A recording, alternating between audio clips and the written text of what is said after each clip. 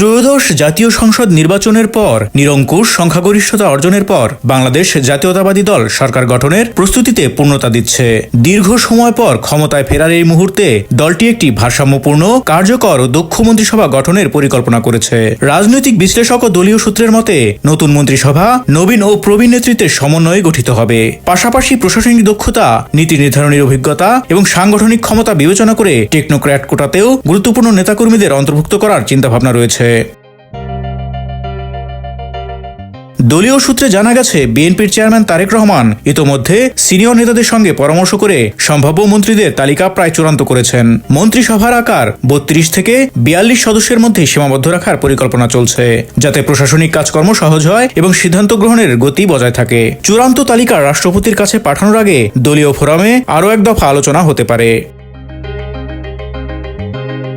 Technocrat কোটায় বিষয়টি সংবিধানের সঙ্গে সম্পর্কিত।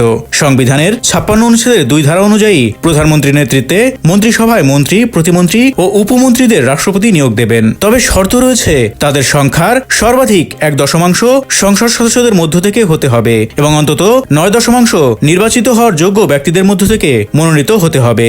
অর্থাৎ যদি মন্ত্রিসভার আকার 40 জন হয়, তবে 4 জনকে টেকনোক্র্যাট হিসেবে মন্ত্রী করা যাবে। এই কোটায় অন্তর্ভুক্ত ব্যক্তিরা সরাসরি নির্বাচিত না হলেও প্রশাসনিক বা রাজনৈতিক অভিজ্ঞতার ভিত্তিতে দায়িত্ব নিতে পারবেন। সূত্র অনুযায়ী টেকনোক্র্যাট কোটায় শপথ নিতে পারেন বিএনপির স্থায়ী কমিটির সদস্য নজরুল ইসলাম খান এবং সেলিমা রহমান। তারা দীর্ঘদিন ধরে দলের নীতি নির্ধারণী পর্যায়ে গুরুত্বপূর্ণ ভূমিকা পালন করছেন।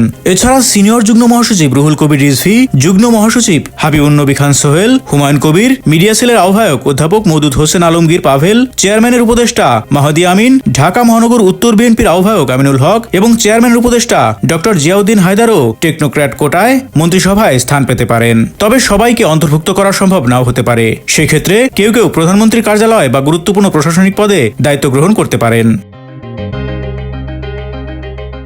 রাজনৈতিক বিশ্লেষকেরা মনে করছেন, টেকনোক্র্যাট অন্তর্ভুক্তি একটি ভারসাম্যপূর্ণ এবং দক্ষ প্রশাসন গঠনের সংকেত দেয়।